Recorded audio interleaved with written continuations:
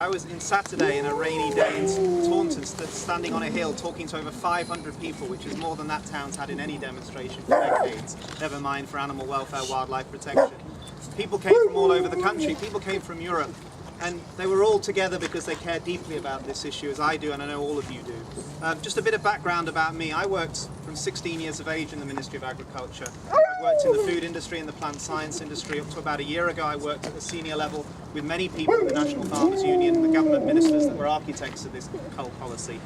I look at this and I look in horror, as you all do. I think this is the worst environment farm policy we've seen in this country for 30 years. There is no doubt in my mind. There's no animal welfare justification, there's no economic justification, and there's definitely no scientific justification for killing these badgers.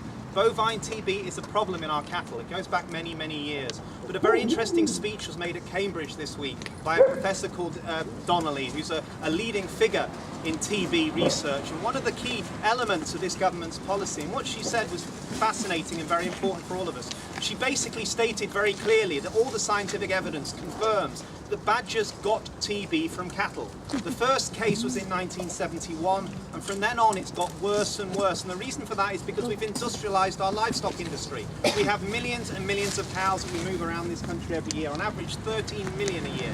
We have extremely poor biosecurity at the farm gate level, and we have very, very poor controls on the movement of those cattle around the country.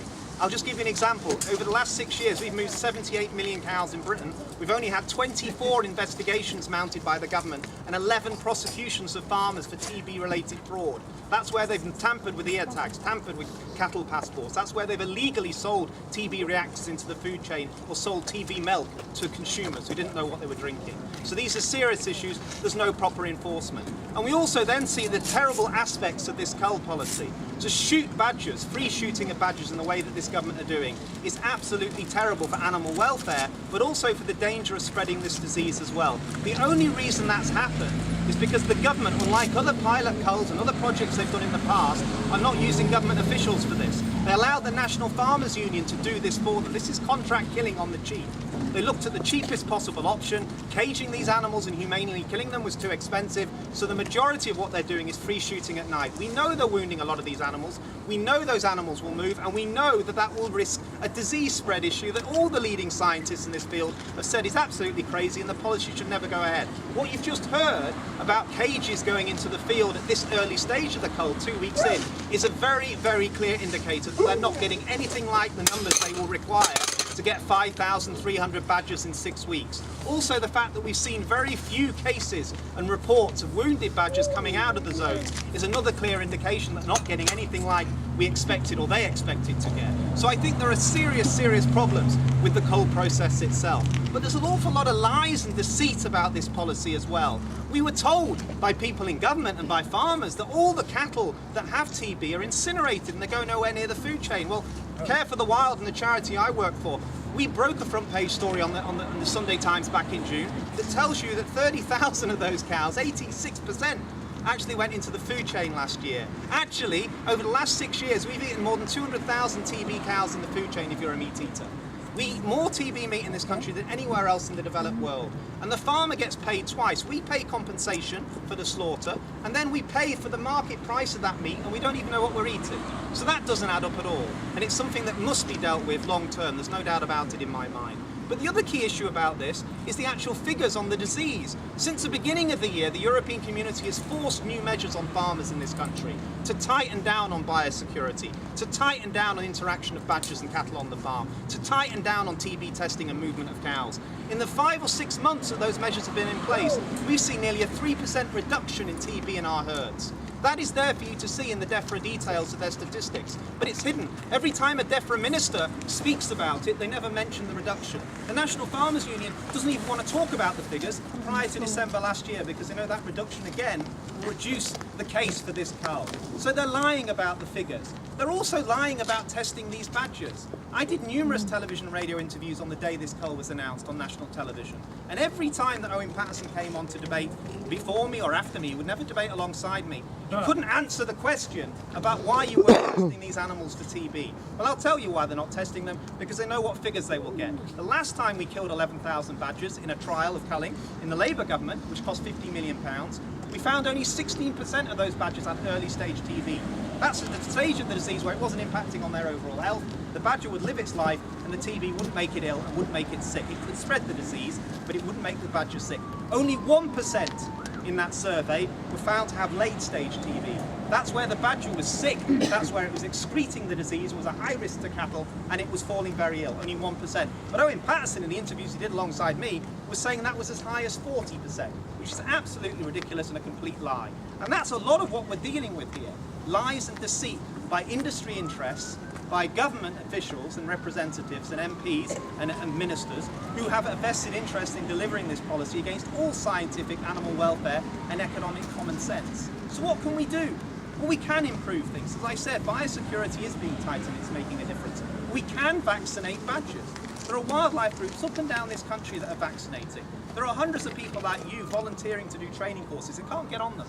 We can bring the cost down substantially of badger vaccination, and we know it reduces the transmission in the badgers. We know it reduces through the herd effect to the cubs. We know in turn it will reduce it through to cattle as well, and it should be done. It should be done on a greater, more efficient scale, and it can be done. The only thing that's stopping it is government ministers and the intransigence and the pig-headedness of the National Farmers Union and its leadership. We also need to get on with cattle vaccines. Now, many people in the farming industry and the National Farmers Union and government don't want cattle vaccines. You hear a nice story, yeah, we'll get them in 10 years' time. Well, they were telling us that 10 years ago. The main reason for that is because if you use cattle vaccines, you could lose your export markets to certain countries. The European Union has said we can give you a 10-year timetable to get this done.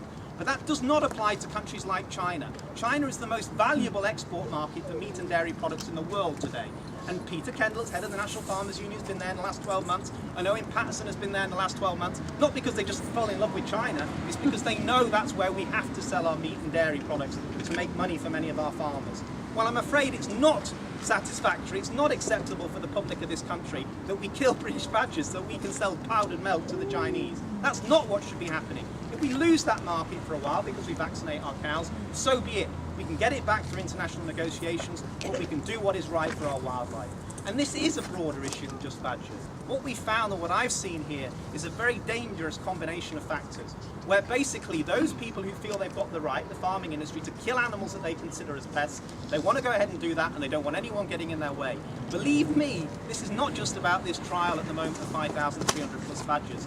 The aim and ambition is to kill 200,000 plus of these animals. It will be to take the population down 70, 80, 90% in many parts of the country. To basically say that we don't want badgers anywhere near a livestock farm in the United Kingdom, if that is what they can achieve. And we've got to make a stand on that. We've also got to make a stand on it because it makes no scientific sense. Coming back to that Professor Donnelly in her speech in Cambridge this week, one of the most interesting things she said, alongside the fact that badgers got TB from cattle, was if you reduce the number of badgers, those that are left will reinforce the spread of the disease. And not only that, they will then repopulate the sets of those that have been killed, so they will spread it. That's not too difficult to work out, and that's what the scientists will tell us. So killing them in this way is going to make the situation worse. So there are answers and solutions. And one thing I also want to finish with today to a degree is the retailers. A lot of people ask me, what are the food retailers doing? Well, they're all hiding from this. They're all hiding their head in the sand going, well, the farmers provide us with milk, we don't want to get involved, it's a tough decision, they've got to get on with it. Absolute bollocks, if you don't mind me saying. That's just not on at all, because all those retailers could do something about this. Let me just give you one example. The co-op, as a retailer, 70% of its produce comes off its own farms. Okay, if the co-op wants to do something about this, it can do it. What it could do, it could say to farmers within its cooperative movement, listen, we will pay you a bit more for your milk, okay? In return for that premium, we're going to expect you to vaccinate badgers, working with the Wildlife Trust. We're going to expect you to put in decent gates and decent fences and secure your feeding and cattle pens so badgers don't get in. And if we do that, and if you work with us, we will sell the milk as both cattle and badger friendly as part of a welfare scheme, and we'll sell it for an extra 5 or 6 pence a litre in the supermarkets. You know what? 300,000 people alone who signed that petition would rush in and buy that. That would be a real winner for them. If the co-op do it, Waitrose will do it, M&S will do it, and others will follow. You might never get Tesco to pull its finger out, but that's not what matters here. A lot of the smaller retailers would see the benefit in doing this. Because at the moment, people like the organic producers that are backing this cull, as disgraceful as that sounds, are going to lose market share because we're not going to buy organic milk if it's coming off farms that say they're more environmentally friendly when they're killing badgers in this inhumane way.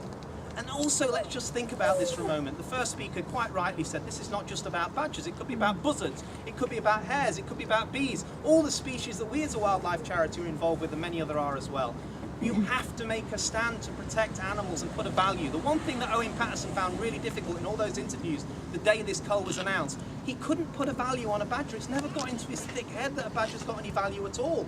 To him, he's a politician. I want to deliver the cull. I want to get out of this department and get the Home Secretary or Foreign Secretary position saying I delivered this tough policy. He can't get his head around the fact that actually there's a value to these animals. These animals have lived in our countryside before the Ice Age. They have lived through all our wars and our conflicts and our history that we read about as children and we grow up in as adults. They've seen it all. What right have we got just to go in and destroy them when we know it's going to make no bloody difference at all? There is no right to do that. And there's no right for us to kill hares in the way that we do because we have no protection for them during the hunting season, their breeding season, when we kill hundreds of thousands of them.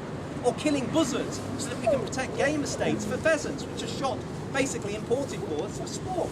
And we need to do more to protect our bees and our pollinators as well. So all of these things have real value. And what you're seeing with this badger cull debate is fascinating. And what I saw in Taunton with those 500-600 people, this is becoming a national campaign. There'll be a vote at the National Trust of 4 million people about this cull. There are people in the Wildlife Trust, 800,000. There are 4 million in the National Trust. There are over 2 million in the RSPB. And there are millions that support charities like ours up and down the country, and wildlife groups at a local level and badger groups like you are here today. That is a very, very powerful political force. Don't let any politician, any business leader, any farming or anyone else who thinks they can throw you aside and tell you you're dotty or stupid. No, they're worried. They're very worried. For the first time, we're all coming together. We're using social media. We're using new ways of communicating to get out and get our message out there. And it's changing the nature of this debate. And that's a good thing, because the badger today might die in small numbers and we'll stop it to be large numbers. But it's becoming an ambassador for the broader debate about wildlife in this country. And this country is special. People often say to me, Dominic, you're a bit eccentric, a bit crazy. Look, they kill them in France, they kill them in Italy, they kill them in New Zealand, they kill them in America, they kill them in Ireland. My mum's Irish, and she knows Ireland hasn't got the best animal welfare situation in the world. So, you know, we all know that's right, as much as I love that country. But each of those nations is different. The one thing that makes Britain special, the one thing that brings people together in this country is our care and compassion for animals. It's no surprise that the vegetarian and vegan movement started here in the 19th century.